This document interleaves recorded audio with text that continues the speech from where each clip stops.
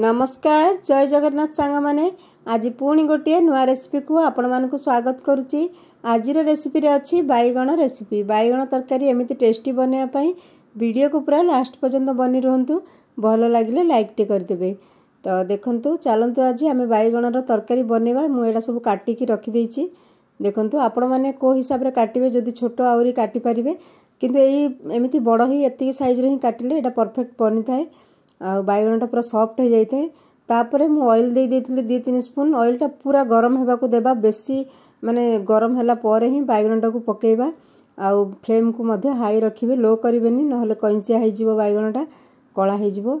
ताहारे सेथिरे टिके स्वाद अनुसार लूण देकी आमे बैगणटा को एमती भाजीबा। देखंतु ऑयलटा पूरा गरम हो जिवो आ फ्लेम मध्य हाई रहइबो।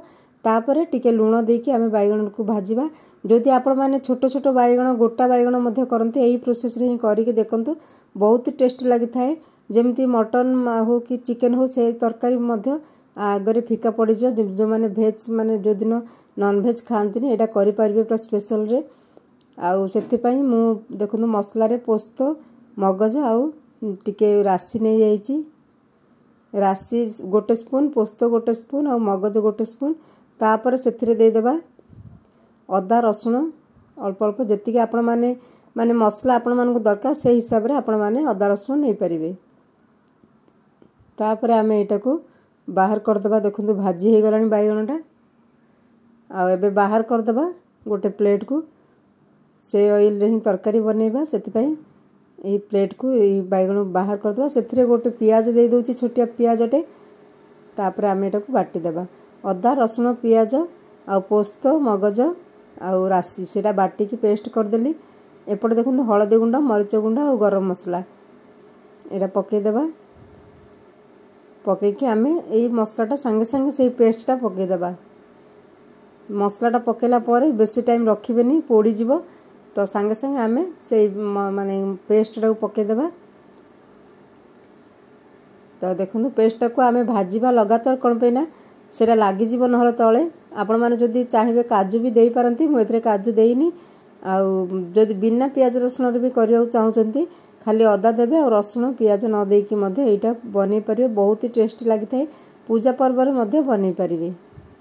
तापर आमे एटा को लगातार चलेइबा कोन पेना लागी जीव नहले साइड रे एटा प्रथमे माने भाजिला बेले चारिडे लागि थाए तथापि हमकु बार बार चलेया को पड़िबो। तापर टिके टिके फुटी की सिजी गलानी देखंतु। आ गोटे कथा सॉरी एठी गोटे छोट टमाटरटा मु पकेली से टाइम रे वीडियोटा ऑफ हो जाइतिला। आउ तो देखंतु गोटे टमाटर नेची आपण माने माने खट्टा जदी बेसी पसंद करंती आ दुईटा नै परिबे। मु गोटे ही टमाटर एथरे देइची। तापर स्वाद अनुसार लूण दे देबा। देखंतु तेल छाडिलानी मसलाटा आउ टमाटर दे देइची। आगुरु आमे बैगण रे मध्ये लूण देइचंती तो एथिरे देखि कि अल्प लूण देबे बेसी लूण देबे माने बैगण रे लूण देइचंती जदी से अनुसार लूण जदी न देखि देबे लूणिया हो जिवो।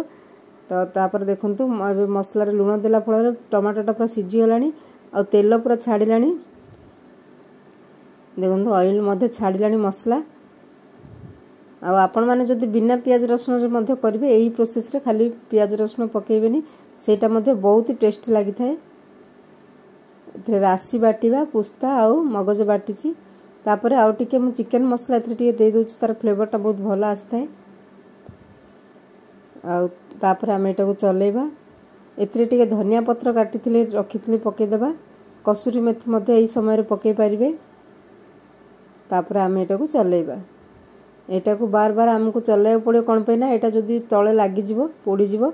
तो एबे फ्लेम को बेसी हाई रखिबानी खाली टमाटर आ मसला को सिजीबा को देबा। तापर मु सेथरे टिके बटर पके देली छोटो पीसटे।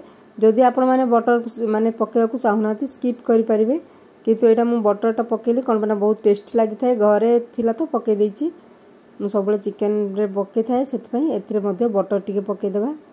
पूरा चिकन टाइप रो लागिवो बहुत ही टेस्टी लागिवो। आ छतु चिकन जिमती आमे बनांती सेही प्रोसेस रे बनिले साधारण बैगण तरकारी मध्ये से मानगुडी टपी जीवो। तो देखंतु एटा पूरा बार बार चले कि मु एबे ऑयल देखंतु बाहर पलानी बटर पकेला पर आउटे बहुत बढ़िया ऑयल छाड़ी की भाजी हेलानी। आ पूरा दाना दाना मसला हे गलानी जेमती आमे रेस्टोरेंट स्टाइल रे माने रेस्टोरेंट रे मध्ये एमती मसलाटा पूरा दाना दाना देखा जाए बढ़िया लागे देखिया पई सिमती हेलानी। तापर एटा को भाजिकी देखंतु एबे पूरा मसला भाजी हो जाइए। आमे एबे जो बैगण को भाजिकी रखिचंती सेटा दे देबा। तापर से मसला रे बैगण को गोलेबा। आ जदि आपण माने कोडे नेबा को चाहुचंती ट्रैवल रे झोल रखिबा को चाहू नाहंती एही प्रोसेस रे खाली बैगण को टिके गोले की मसला रे रखी की नहीं परिबे टिफिन डब्बा रे बंद करके जेते माने दूर गले मध्ये किछि माने पड़ीबनी किछि नहीं बहुत बढ़िया रहिबो परोठा रुटी भात सहित खाया पई। किंतु घरे मु एटा झोल टिके बनेबी ना को सेति पई टिके गरम पानी दे दिले आधा ग्लास। तापर ए पानी टाको टिके मिसे देबा मसला रे भलो की आ फ्लेम को पूरा लो करी 1 मिनिट आमे घोड़े की छाड़ देबा एटा फुटिया पई। तो देखंतु मसलाटा मिसै देली पानी रे बहुत बढ़िया हेची। तरकारी मध्य फ्लेवर तार बहुत बढ़िया हेची टेस्ट मध्य बहुत बढ़िया लागिला। एमिति बैगन तरकारी थरे बने की देखंतु गोटा बैगन मध्य एही प्रोसेस रे बने की देखंतु केते टेस्टी लागिवो पूरा रेस्टोरेंट स्टाइल रो मसला बनिची आ फ्लेवर मध्य बहुत बढ़िया। एबे आमे एटा को टिके घोड़े देबा घोड़े की छाड़ा देखंतु एबे मसलाटा केमिति देखा जाउची देखंतु केते सुंदर मसला देखा जाउची। आ हमर बैगन तरकारी रेडी हे गला। बैगन भर्ता करि थांती आमे भजा करि थांती थरे एमिति तरकारी करि देखंतु माछ मांस मध्ये फिका पड़ी जिवो। आ देखंतु कलर आ तार मसला केमिति देखा जाउची। एबे प्लेट मु बाढी दोची खाइबा पई। आ सांग माने आपण मानकु जदि रेसिपीटा भल लागला लाइक कर दियंतु। जो माने नुआ अछंती प्लीज मो चैनल को सब्सक्राइब कर दियंतु। पाखरे थिबा बेल आइकन को दबाई दियंतु जा फल प्रति वीडियो नोटिफिकेशन आपण मानक पाखु पहुंची जिवो। आ जदि आपण मानकु कोन नुआ देखिबा को अछि कमेंट करि परिबे। रहूची जय जगन्नाथ।